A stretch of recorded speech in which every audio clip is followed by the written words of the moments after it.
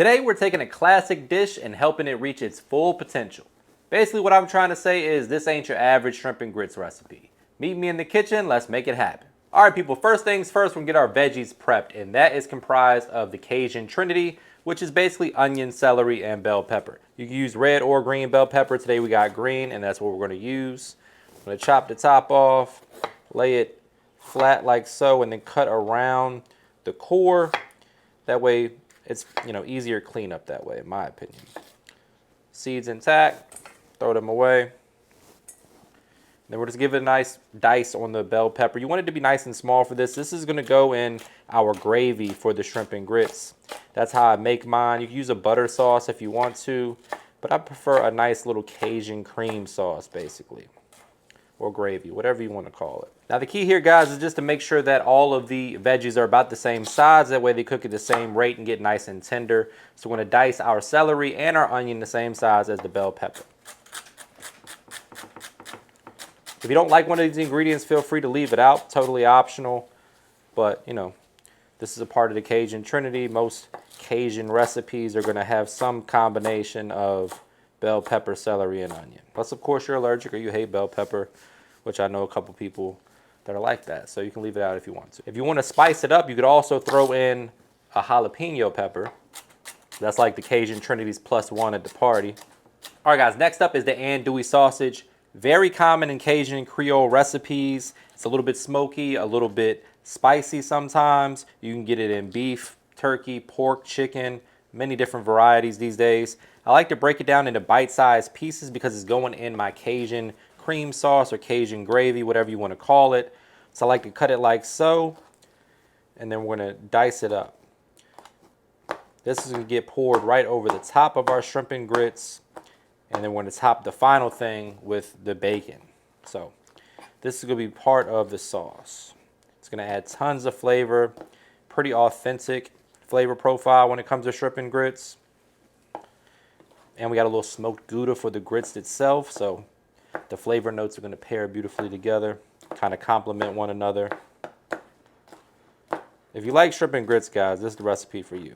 If you don't like pork, obviously you can leave the bacon out and you can use a chicken andouille sausage. That'll get the job done just as nicely.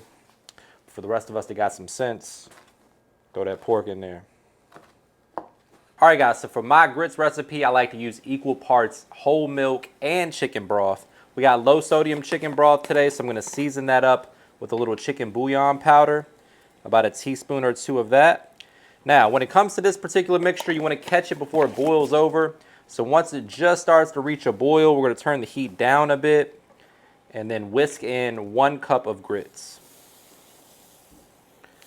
Once you get the grits in there, we're going to give it a nice whisk, make sure everything is well combined, and then we're going to cover it with the lid and let it simmer for 15 to 20 minutes. Really, for this recipe, 15 minutes because you want to add the cheese in towards the end for a total cook time of 20 minutes. All right, guys, so it's about 5 minutes left of cook time on these grits. As you can see, they're coming together nicely. I'm going to go ahead and drop in 2 tablespoons of butter because butter makes everything better, especially grits. Then we're going to start adding a little Parmesan cheese. Now, the cheese tends to have a bit of sodium in it, so you want to kind of season this towards the end. We already added a little chicken bouillon powder, so it should be seasoned a bit. But we're going to season it to taste right at the end. Smoked Gouda cheese, cheddar, and Parmesan. That's what we're going with today. And just get it in there, keep whisking until the cheese melts. We turn the heat off. The residual heat of the grits is going to continue to cook the grits, and it's going to help melt the cheese. If you need to add a splash more milk, no big deal. Go right ahead and add that in there. But these, my friends, are going to be the most cheesy and delicious grits you've ever had in your life. All right, guys, we have some peeled, deveined, defrosted, and cleaned jumbo shrimp. We're going to hit that with a little AP seasoning and some lemon bay. As always, my friends, please feel free to utilize whatever seasoning you like on your seafood. So if you don't have this all-purpose, use whatever you like. You can use Tony's, you can use any Cajun Creole seasoning, a little Old Bay will work. Whatever you like, guys. Don't overcomplicate it. If there's a seasoning in your pantry that you enjoy, you'll probably enjoy it on this recipe too. Let's get in there with your hands, mix that in. And we're going to saute this in nothing other than a little butter. All right, guys, so we got 2 tablespoons of melted butter here, just a dash of avocado oil to kind of raise the overall smoke point. Now we're getting those shrimp in there. The pan's nice and hot. You can hear it bubbling and sizzling. The shrimp seasoned to perfection. We're looking for some great color. Don't overcook your shrimp, people. 145 internal. Shrimp is done, cooked beautifully. Rubbery shrimp is a no-go for your shrimp and grits. Once the shrimp look beautiful, we're going to go ahead and flip them over. I'm looking for color first and then temperature. So we can always cover it with the lid, allow it to steam a little bit to finish cooking. But you want to get that color first, guys. That is what you want to look. So I turned the heat off for a second because I didn't want them to overcook. Now we're going to go ahead and flip the rest of them. Beautiful shrimp. Then in this same skillet, we're going to make our gravy or our cream sauce, Cajun cream sauce. We're going to have all that flavor from the shrimp. That's going to help, boost the flavor profile of the overall sauce that we're going to make. Another couple minutes, we'll remove those. Now, in that same skillet we cooked the shrimp goes the andouille sausage. We're going to allow the fat to render from that too, and that's going to be the foundation for our roux. All right, guys, once the sausage starts to brown up nicely and it renders its fat, we're going in with our Cajun Trinity. We got onions, we got bell pepper, we got celery. Gonna hit that with a little Cajun seasoning. Use whatever brand you like. And I'm also gonna go in with about a teaspoon of Lobster Base. It's gonna elevate the seafood flavor from the shrimp even more.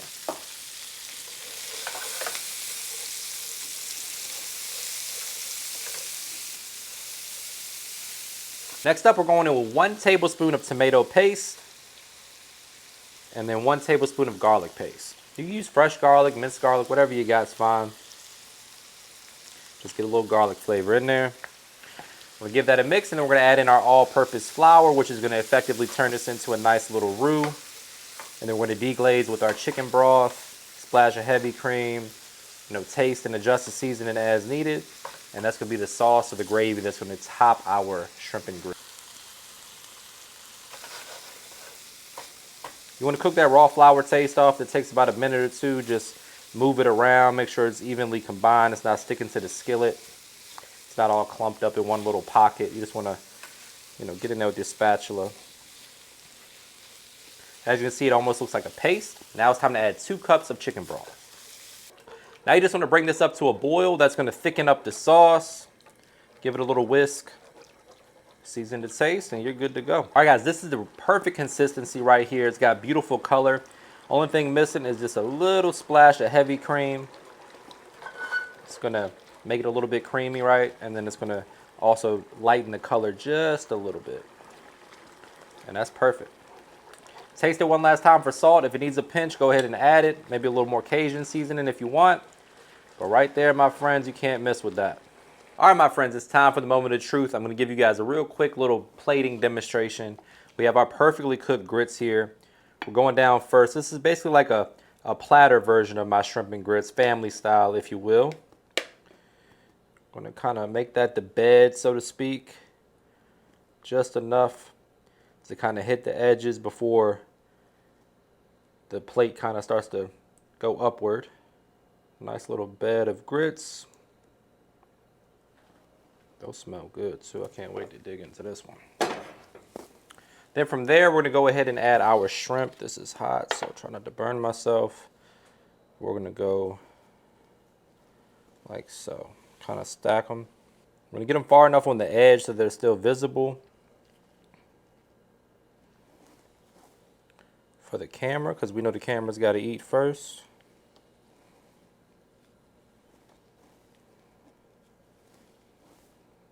Don't be shy with the shrimp either. Then from there we have our Cajun gravy. We're gonna ladle that right on top.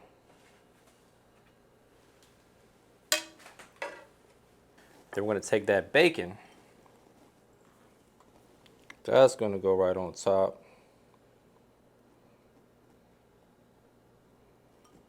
Because why the hell not? We're here for a good time, not a long time. We're going down with some of that lump crab. Again, right down the middle. Then to bring it all together, a little diced chive. And that, my friends, is probably a $40 platter of shrimp and grits right there, depending on what city you're in. Cheaper at home, though. And this is the part where I say, brace yourself for a trademark money shot. Say it with me, guys. Looking good. The only thing left to do is dig in for the taste test. But before we do that, please take a quick second to subscribe to the channel. Make sure you hit that bell to enable notifications as well. All right, guys, we might got to call this platter the $1 million shrimp and grits. All we're missing is like a little caviar and truffle.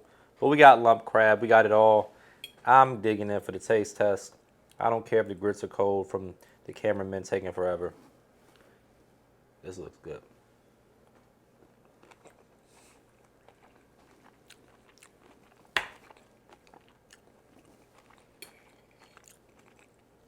There's the reason I don't eat grits often is because I don't think I can control myself.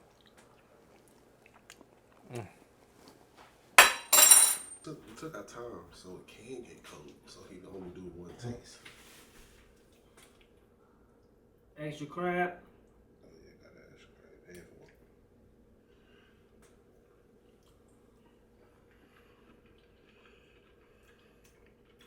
And for